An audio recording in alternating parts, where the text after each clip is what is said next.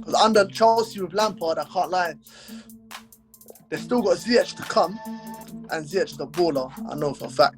Havertz, for that price tag, he hasn't really, you know, touched me yet, because that was a player I was rating heavily in the Bundesliga, and that was a player I used to look at, you know, as a potential Ozil replacement.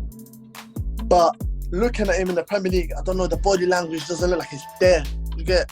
But obviously, I know a lot of players that come from different leagues, they need a bit of time. So with all these players, I'm just gonna give them just to we'll wait and see, man. We'll wait and see. Yeah, that's what I'm saying. I'm just gonna wait till Christmas. Lampard, again, the jury's still out on him.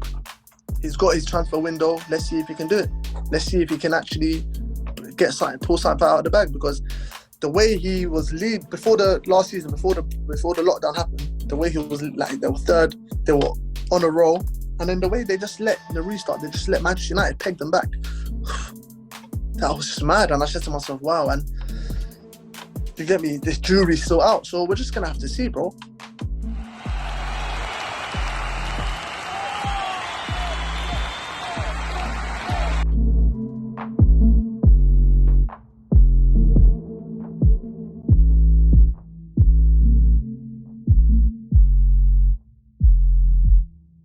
Do you think it's getting a bit more distant with the fans, or do you think players are starting to become closer with the fans? What do you think it is? Yes, yeah, they are. Like, well, fans, as in influencers, I feel like the only relationship I feel like players have now is with guys that are social media influencers. Does that make sense? Yeah. I feel like all these social media influencers that love football, they're all fans, do you get? But they're also doing content. Do you get me? Content that's doing well. And obviously players will look at them like, you know, I don't mind. Because I know these players won't be getting, they won't try to criticize. These fans or these influencers will not be criticizing me.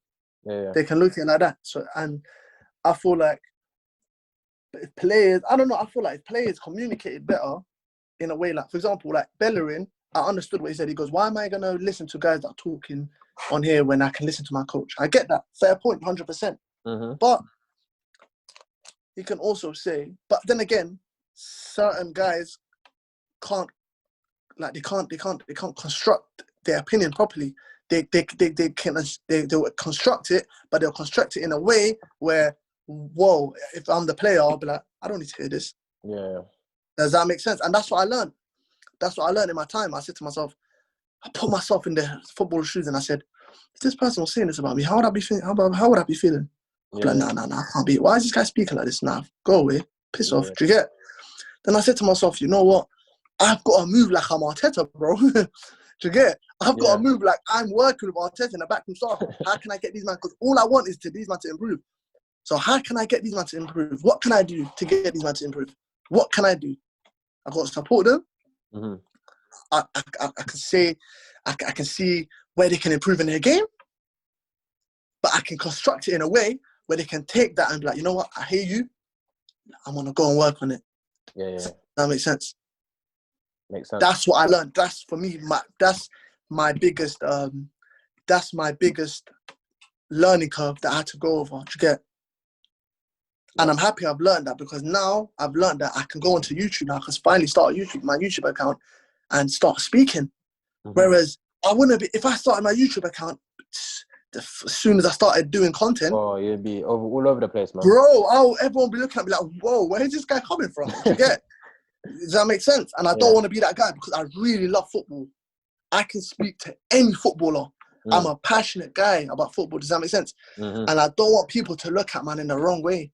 And I feel like this is my time where I've got to show that, I put that on the table and show people that, you know what, there's more to me than just AFTV and rambling. No, I can really forget. And that's what I'm focused on now, because like now, young players coming through, it's my job to support them. Like Bukayo Saka, Eddie Nketiah, Reece Nelson, Willock. I'm always supporting these guys. I'm always trying to get behind them. Like, come on, because I know they're young. They're very young, to get. And they shouldn't be carrying the team, by the way. It should be the older players who are integrating them into the team. Saka, exactly.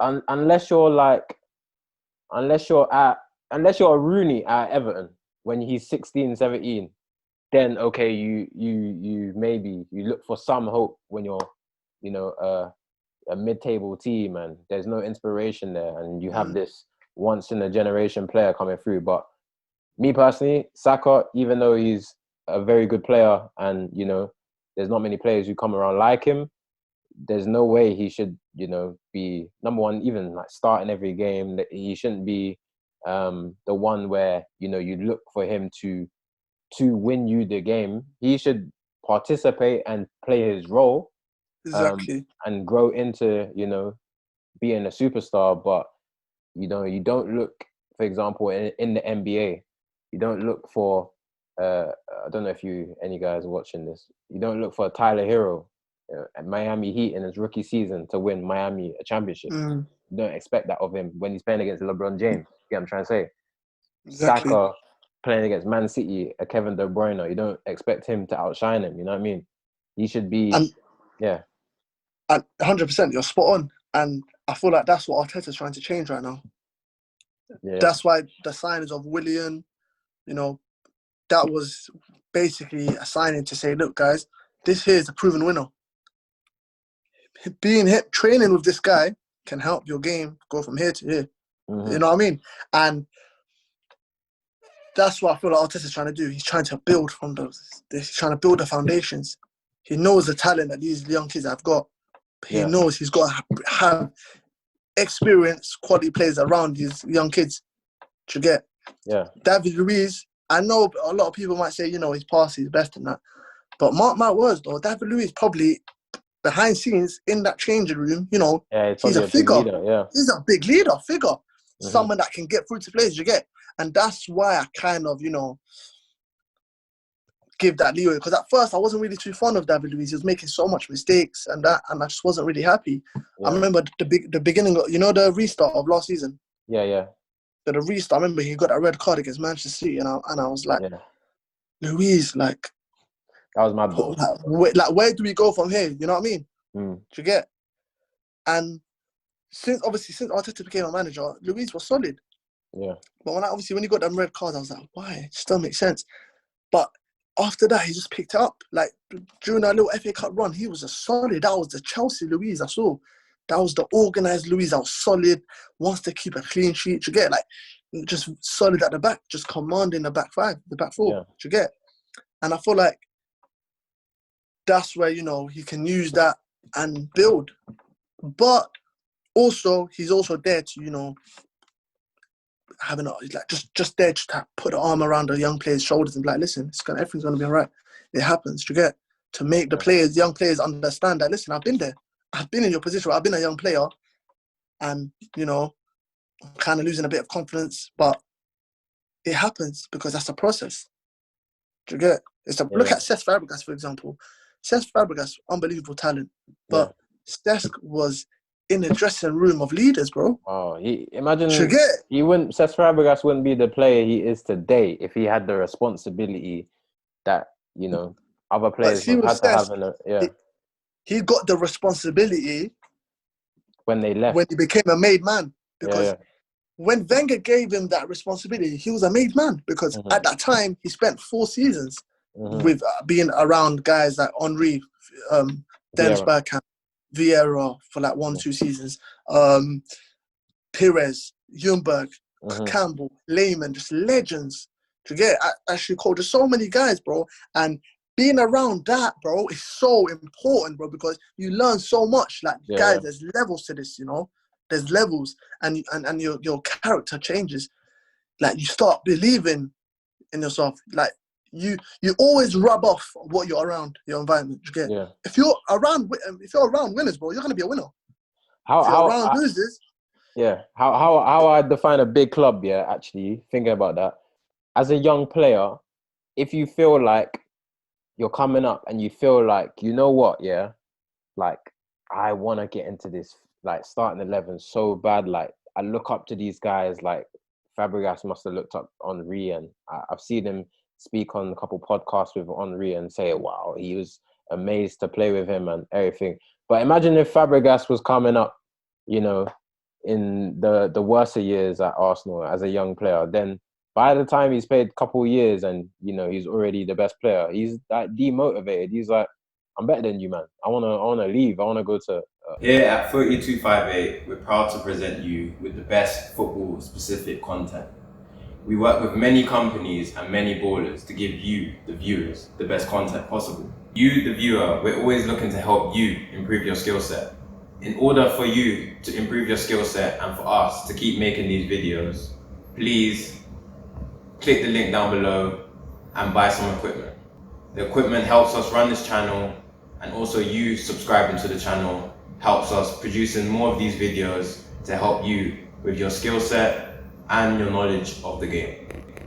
Thank you for supporting 3258. That's what happened, bro. That's what made him. Remember, he left us to go Barcelona at just at 22 years of age, bro. I know, but he was a mature 22. He's like, that's what I'm saying. So see the levels. It was just different, bro. But he left as a 22-year-old. I'm saying you don't want it to be a situation where like a Saka is 18 and then by the time he gets to 19, 20, then he's saying that. That's a bit mad. If like that's how you know that your club is not, like, you know what I mean? You haven't got the right like players. now, you know what I mean? I feel like the only difference with, like, for example, Saka now, you know, he won't look. I don't think it will be a time where he'll look at it and be like, oh, I've got to leave. I've outgrown these guys, yeah. Yeah, because he's very young. He signed a massive long-term contract. Arsenal got a good squad now. Yeah. Yeah, he sees Arsenal as, you know what? I can break in here. This is my team. I've grown up here. I can be that guy here. The fans love me. Do you get? Yeah. I'm under a great manager right now. Things are looking good. You know what I mean? Whereas Cesc at that time was under Arsene Wenger. He was around the legends. He saw all these guys that he grew up with, these older figures, leave one by one. Do you get? Yeah, man. And then he got to a point where he looked around at the players he was with, and he just thought, oh, they're not on my, they're not thinking the way I'm thinking. Yeah. I need to go, man. I got to go back home. Barcelona want me. Let me go back home. Do you get? Yeah, man. Obviously, I do have a bit of doubts with the way he left, because obviously reports that he kind of forced the move. And that's what led to that factor led into Wenger not re-signing him, because he kind of left on bad terms. Do you get? And Wenger, obviously, the time he wanted to come back, Wenger said, "Look, I've got Mesut Ozil, I've got Aaron Ramsey. We don't need you," which at that time was a bit of move from Arsene Wenger, in my opinion, because Cesc Fabregas was definitely needed in our team. Do you get? And what we ended up doing was strengthening a rival, bro. Chelsea. They ended up signing him. He won the Prem, yeah. And he won. Do you get? And it was just, it just hurt, man, because it's like, Wenger, bro, why are you doing this? Like, do you get? Like, you're not Wenger. Like, you're a genius, bro. Like, you're a genius. You know what I mean? That was the pain with Wenger, because it was like, you're a genius, but you're doing things that isn't you. Yeah. Like, don't let emotions get over business. Do you get? Yeah, 100%. You know what I mean? All he could have done, signed Fabregas back and be like, listen, I know you left on bad terms, but listen, this is different now. This is what it is. This is what I want you to do. You know what I mean? I felt like Wenger was very nice, too nice to his players, man, and I felt like they just didn't fight for him, man. Yeah. The players that he signed, there were a lot of their personnel, they weren't strong characters. Do you get? They were nice guys. And when you know Wenger's a nice guy, sometimes you take kindness for weakness, bro. And that's what the players did, bro. They let him down. Yeah. Moving forward, though, this season, your top 4 prediction. I want to hear it, because this season's a bit mad, you know. There's about 10 teams, I'm not joking, 10 teams. And all 10, I strongly believe this, yeah. Even Liverpool, even Man City. There's about 8 to 10 teams. They can finish anywhere between that top 10. You got Liverpool, you got Man City, you got Tottenham, you got Arsenal, you got Man United, you got Everton now. You got Sheffield. Can you put Sheffield United in there? Not sure, but you got Wolves. You know, those teams you can finish. Villa looking decent. Villa are gonna be a mid-table team as well. Newcastle got off to a decent start. Leicester. I feel like like I said again, the funding that's in the Premier League now, it's a joke. Like, it's so much money for all these other smaller teams to spend. You get Newcastle can go and spend 40 million on a player if they want, bro. Crazy. You get, Well, but next year, you know what I mean. probably So even more. that's what I'm saying. So it's a different ball game now. But I still feel like Leicester, for example, as well. They've been doing great. To go with Manchester City and go and win 5-2 is not a joke. You get, and Brendan Rodgers, obviously, he's a Premier League experienced manager. You know, he's been doing some great work in his career at Liverpool, Swansea. Yeah. You get me? He's even done good work at Celtic. So it's like every big club has spent their money, and they've also addressed the weaknesses in their squad. It all comes down to ethic now, work ethic, bro. That's all it comes down to now. Who wants it more? Do you get? So who's saying, bro? I don't know. I still think City. I still think Liverpool are going to win the title. Yeah. City will probably come second. Third, I think it could be out of Arsenal and Spurs. I can't lie.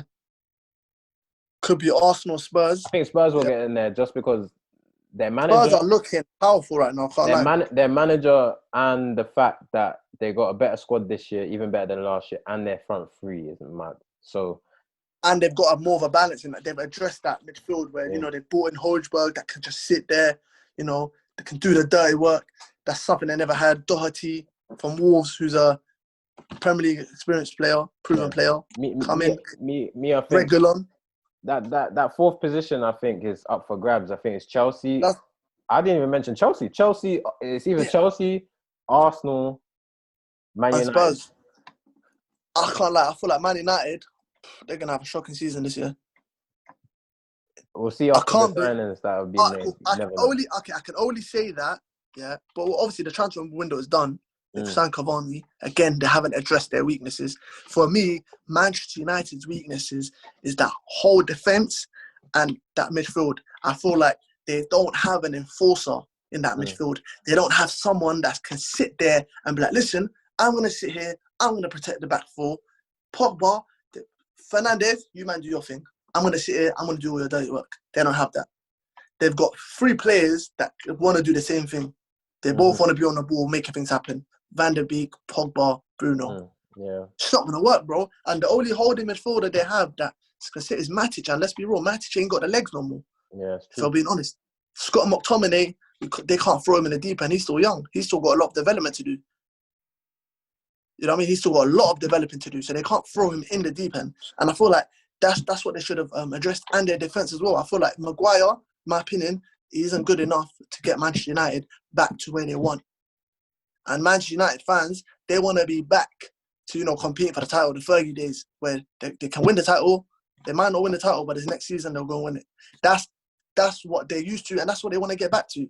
But can we say Maguire can take him to that level? I don't think so, from my opinion. Can Lindelof get them to that level? I don't think so. Bailly? I don't think so. To get left back at Luke Shaw, I don't think Luke Shaw is really... These are decent players. Don't get me wrong. These are players that still can play in the Premier League.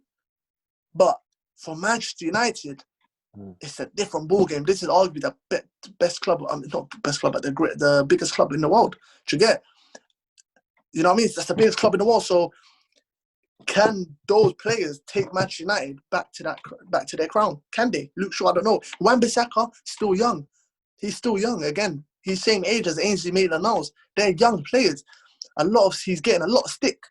But who's around Ainsley? Who's around Wan-Bissaka? What defender, a proven defender, is around Wan-Bissaka to be like, listen, don't worry, I got you. They have no leader. Like, Maguire is meant to be a leader, but I don't think he leads by example, bro. If I'm being honest with you. Like, I saw the little clip when they lost to Spurs, and the referee put a red card out for Martial, and Rashford was, you know, fighting for his teammate, and was saying, listen, if that's a red card, what about Lamela? He elbowed him, and Maguire is out here saying, you can see clearly, that's a red card. They've already confirmed that. Forget it. And I'm like, if a captain is moving like that, you're in big, big trouble. Yeah, maybe. You're in massive, like, let's be real, you're in massive trouble. If your captain is basically saying to Rashford, don't argue the ref, it's done. They've checked it. Not even trying to fight your teammate.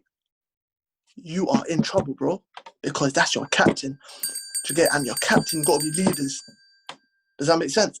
And when you're seeing them traits, bro, for me, and I'll be honest with you, I've been saying this for a while now with Manchester United fans, but you know Manchester United fans, they can be deluded sometimes, you get? So that's what I'm saying, that I feel like if they, look, Oli, it's unfair because he's not obviously being backed by the board. And maybe the board could be like, you know what, Oli, we don't really rate Oli as a coach like that to be giving him all this money. What we'll do is we'll look at Oli and we'll be like, you know what, let's see what you can work with. And maybe there could be, like I said, if it gets worse than what it is right now, you can see Oli getting a sack and they could probably go get a manager like Pochettino, who's a great coach that can come in and make that difference. And if Pochettino comes in, there's a chance they can get into the top 4. But we're just going to have to see because we don't know for certain. We can only judge right now. If they keep Oli, I don't think they're getting top 4, in my opinion. So your top 4 is Liverpool, Man City, and you say Tottenham, Arsenal, Spurs, and then you say, and then probably Chelsea. All right, cool. All right. Because under Chelsea with Lampard, I can't lie, they've still got Ziyech to come, and Ziyech is a baller. I know for a fact. Havertz, for that price tag, he hasn't really, touched me yet, because that was a player I was rating heavily in the Bundesliga, and that was a player I used to look at, as a potential Ozil replacement. But looking at him in the Premier League, I don't know, the body language doesn't look like it's there. You get? But obviously, I know a lot of players that come from different leagues, they need a bit of time. So with all these players, I'm just going to give them just to we'll wait and see, man. We'll wait and see. Yeah, that's what I'm saying. I'm just going to wait till Christmas. Lampard, again, the jury's still out on him. He's got his transfer window. Let's see if he can do it. Let's see if he can actually pull something out of the bag, because the way he was lead before the last season, before the lockdown happened, the way he was like, they were third, they were on a roll, and then the way they just let Manchester United peg them back. That was just mad, and I said to myself, wow, and you get me, this jury's still out, so we're just gonna have to see, bro. Yeah, we'll see, man. Obviously, we've signed Partey, so we've addressed that. And let's be real, Partey is a player that we needed. Mm-hmm. We needed that enforcer in that midfield, break-up play, that fit. And Partey, he's got that physical presence that's demanded in the Premier League. Yeah. And he's a player that's great on the ball. Technically, he's unreal. You saw against Liverpool in the Champions League last season. He was man of the match for Atletico in both legs. Yeah. Unreal. Do you get? And that's a play, that tenacious, that tenacity. That's the type of player we need. And he's obviously, again, I'm hearing as an Arsenal fan. That's why I was so happy with that signing, bro. So yeah, that's what I'm saying. I think we can get top 4 with that. It would be massive, man. If Arsenal could get that, it would be massive. They're back on the map, And if we can get Aouar in January, woof, I'll definitely go for top 3. Fair enough. We'll see. We'll see how it pans out, man. Yeah, no problem. Livz, man, I thank you for coming on, man. That was good, man. For the first ever episode of Supporter Section. One question to finish off. If you, in your phone book, anyone who you could bring on, Supporter Section, or even the podcast, just think of anyone who you think you can have the influence to bring on. Who would you think is the right person to bring on and speak with another footballer? Bridge that gap. Depends though. If you're looking for, are you looking for a footballer or just another supporter? Anyone. Well, actually, in terms of this kind of content, then who would you say is that supporter? It doesn't have to be who everyone knows. Someone who you think would mesh well with another footballer and chopping it up in that. That's a hard one, because there's not many. Like, see, with me, I'm blessed to have that ability to, actually have a proper conversation. Even though I'm a massive character, I do a lot of comedy work. Yeah. A lot of people might find a way to be like, wow, my man actually, he knows what he's talking about. Do you get? But there's not a lot of guys like that. Does that make sense? Yeah. So it would be like, I'll be knowing a lot of guys that are passionate, but there's a bar. I don't think they can reach that bar in terms of having that conversation with you. Knowledge, but there also are other guys that I know that that I speak to as well. Do you get? Like, Yeah. for example, like the 360. Do you follow the 360 TV page? Of course, bro. Of course, man. Yeah, Living the thing. yeah. Yeah. So there's couple guys on there as well that I've done work with before. Like, for example, Fuad, Mayowa, Cams. They're guys that are obviously they're kind of, you know, we kind of see football in the same type way. of way. Yeah. No, Yeah, they've done work. I do, and I what's the his name? Mayo? Mayowa. Yeah, Mayo. Yeah, Mayo. Yeah, Yeah. yeah. I've done his podcast as well. So Yeah, like he's a very good guy to speak to, man. Very good guy to speak to. Do you get? So for me, right now, they're great guys that I know that can speak to you. Do you get? Actually, I know him, so I'm gonna bring him on next. Actually, Yeah, he's gonna be on my next episode. And lastly, plug yourself. You know, all your social medias, what you got going on in this year, 2021, as well. So this year, so obviously my Instagram is Livzledge, Livz Ledge. My Twitter name is Livzledge, but with a double E at the end. Also, I've got big plans coming in 2021. This season, I want to start my own YouTube account. Finally, I've decided to, to go all in, start my YouTube account. I'm going to be, covering all types of different things. I'm not just going to be doing football. I'm going to be doing like whether it's music, whether it's anything to do with the culture, just to show a bit of versatility. Try to branch out, just try to open different lanes for people. You know what I mean? So that's what I'm going to be focused on. And yeah, man, that's it. So just look forward to that. If you follow my socials, then you'll keep getting updates. And then yeah, man. So big things coming 2021, man. Alright, that was Liv's Ledge, and we just chopped it up for a long time. And always information in the description below, and you'll find that. Yeah, man. Thanks for coming on again, bro. No problem, man. I appreciate it, man. It was a great talk, man. Thank you, man. Appreciate it. I was 4258 supporter section signing up.